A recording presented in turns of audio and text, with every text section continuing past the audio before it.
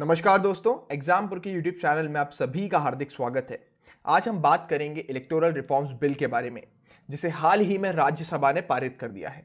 Opposition के लाख मना करने पर भी, लाख सवाल जवाब करने पर भी ये बिल पारित हो गया है। इसमें क्या हुआ, ऑपोजिशन ने वॉकआउट कर दिया, यानी सभी लोग ऑपोजिशन के बाहर चले गए कि हमें वोटिंग करनी ही नहीं है, और सिंपल वॉइस वोट के चलते इसे यहां पर पारित किया गया है। जानेंगे इस वीडियो के माध्यम से कि क्या ऑपोजिशन का कहना है, क्या इस पर सेंटर का कहना है, और ये बिल एक्चुअली है किस बारे में।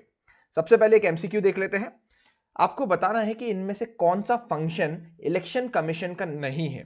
याद रखिएगा, यूपीएससी में बहुत सारे बच्चे क्वेश्चन गलत इस टाइप के गलत करते हैं, जहां पर नॉट दिया होता है क्वेश्चन में, यानी आपको बताना है कौन सा फंक्शन नहीं है। ऑलराइट, 3 स्टेटमेंट है। पहला है conduct of election for the post of speaker, deputy speaker, Lok Sabha and deputy chairman and Rajya Sabha. Right, ये जो इलेक्शंस है ये कराना इलेक्शन कमीशन का काम है या नहीं। दूसरा, conduct of elections to the state legislative assembly. तीसरा, deciding on all doubts and disputes arising out of election, जो भी इलेक्शन से रिलेटेड डिस्प्यूट होते हैं उसको सुलझाना। ए, बी, सी या डी, क्या सही जवाब है आप कमेंट बॉक्स में दे सकते हैं।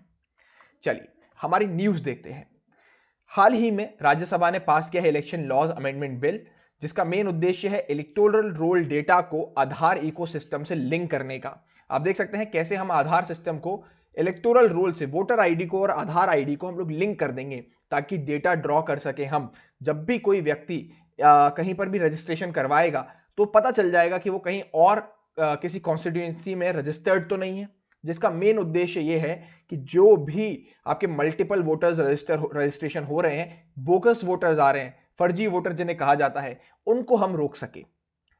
आगे बात करें कि बिल किस बारे में है। देखिए, इलेक्शन लॉज अमेंडमेंट बिल 2021 इसे कहा जा रहा है। इसका मेन उद्देश्य यह है कि जब आधार नंबर को हम इलेक्टोरल रोल से लिंक कर देंगे तो कोई भी व्यक्ति, मान लीजिए आज वो यहां रह रहा है, कल उसने अपनी स्टेट चेंज कर दी, कहीं और कॉन्स्टिट्यूएंसी में चला गया, तो वो क्या करता है, वहां पर भी अपना एक वोटर आईडी बनवा लेता है। बहुत सारे लोगों के पास कई सारे वोटर आईडीज होते हैं और वो हर जगह वोट करते हैं।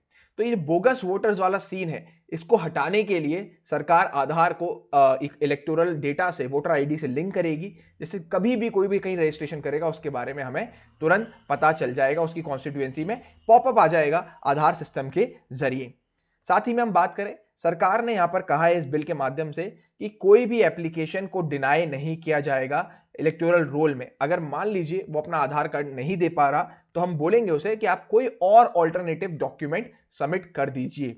और सबसे बड़ा इंपॉर्टेंट इशू यहां पर बनता है एक सफिशिएंट कॉज का। आप याद रखिए ये टर्म सफिशिएंट कॉज, इसको मैं आपको डिटेल में बताऊंगा कि मान लीजिए कोई अगर आधार नंबर नहीं दे पा रहा, तो सरकार डिसाइड करेगी इस पे कि क्या सफिशिएंट कॉज है कि उसको ये मैंडेटरी होना चाहिए या नहीं। आगे बात करते हैं, which acts will be amended. समझिए कौन कौन से एक्ट्स को अमेंड करना पड़ेगा इस अमेंडमेंट बिल की वजह से।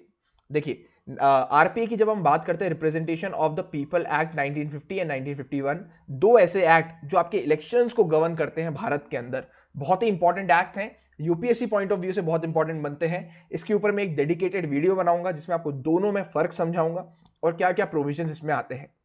मोटे मोटे तौर पे अगर हम समझे तो आप इसमें अमेंड करेंगे सेक्शन 23 1950 एक्ट का, जो कहता है, प्रोसीजर बताता है कि कैसे हम रजिस्टर कर सकते हैं किसी व्यक्ति को। तो जब आप इलेक्टोरल डेटा को आधार इकोसिस्टम से लिंक करेंगे तो आपको इसको भी चेंज करना पड़ेगा। फिर है सेक्शन 14 ऑफ 1950 एक्ट, जिसमें बताया गया है कि क्वालिफाइंग जो डेट होती है, अगर आप वोटिंग करने के काबिल है या नहीं। जैसे आप कोई भी एग्जाम देते हैं तो यूपीएससी भी एक डेट देता है आपको कि अगर आप 1 जनवरी को इतने साल के हो गए तो आप एग्जाम दे सकते हैं।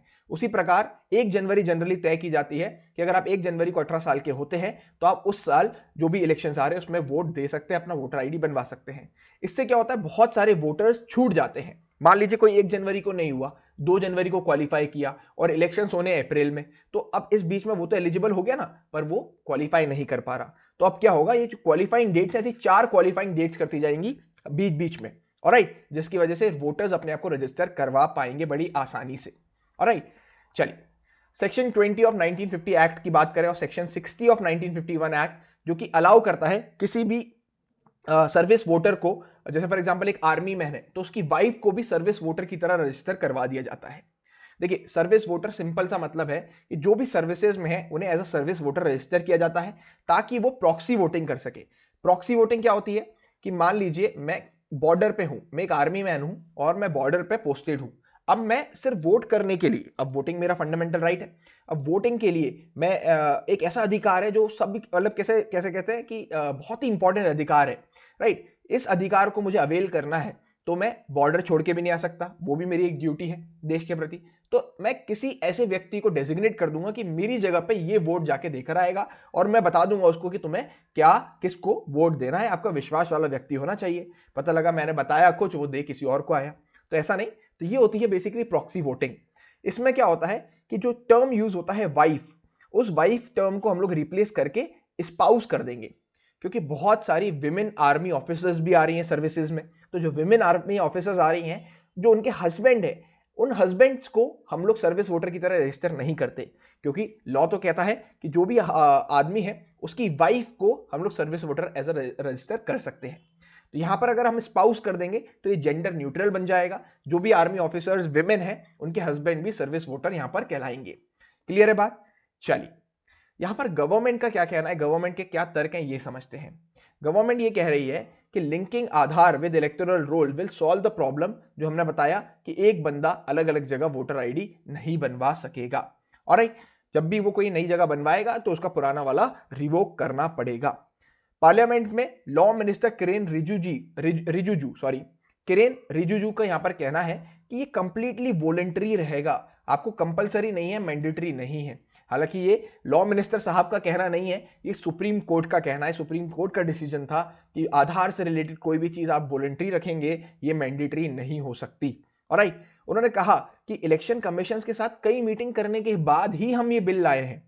कहते हैं ना, दूध का जला छाछ भी फूक फूक के पीता है। तो जो बात थी फार्म लॉस की, उसमें इन्होंने उसके ही स्टेक होल्डर से बात नहीं की थी। यहां पर यह कहना है कि इस बार तो भैया हमने इलेक्शन कमीशन से मीटिंग करने के बाद ये रिफॉर्म्स लाए हैं और इलेक्शन कमीशन इस बिल को सपोर्ट करता है, समर्थन अपना देता है।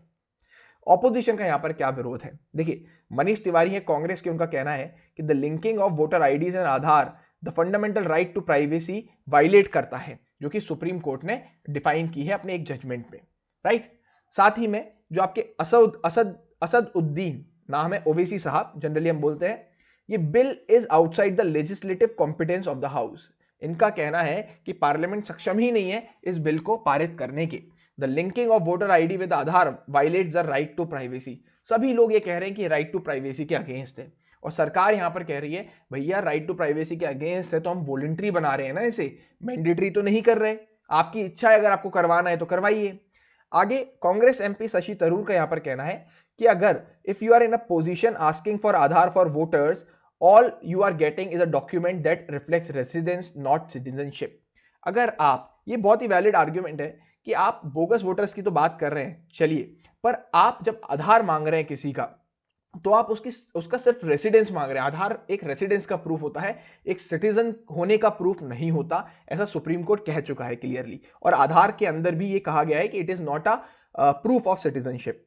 सो आप बेसिकली क्या कर रहे हैं, आप जो नॉन सिटीजन हैं उनको भी वोटिंग का अधिकार दे रहे हैं, क्योंकि आधार तो कोई भी बनवा सकता है जो भी यहां रह रहा है, अगर वो नॉन सिटीजन है तो। ऑलराइट, साथ ही में किरेन रिजिजू साहब की बात करें तो उन्होंने 105th रिपोर्ट को यहां पर कोट किया है department related parliamentary standing committee की, जो कि एक बहुत इंपॉर्टेंट रिपोर्ट है, बहुत ही चर्चा विमर्श के बाद ये बनाई जाती है। उसने कहा है कि बहुत ही इंपॉर्टेंट है आधार को इलेक्टोरल रोल से लिंक करना, जिससे मल्टीपल वोटर्स और इलेक्टोरल जो भी माल प्रैक्टिसेस होती हैं उनको हम लोग रोक सके। यहां पे अर्ग्या सेन गुप्ता का यहां पर कहना है कि जो सरकार ने टर्म यूज किया है सफिशिएंट कॉज, राइट, इसका बेसिक मतलब है कि ये वॉलंटरी तो आपने बताया कि हाँ ये वॉलंटरी है, पर आप ही ये रीजन बता रहे हैं कि कब मैं किस केस में आधार कार्ड की जगह कोई और डॉक्यूमेंट दिखा सकता हूं। तो ये आपको पहले से ही क्लियर करना पड़ेगा, ऐसे ग्रे एरियाज को हम बिल में नहीं छोड़ सकते।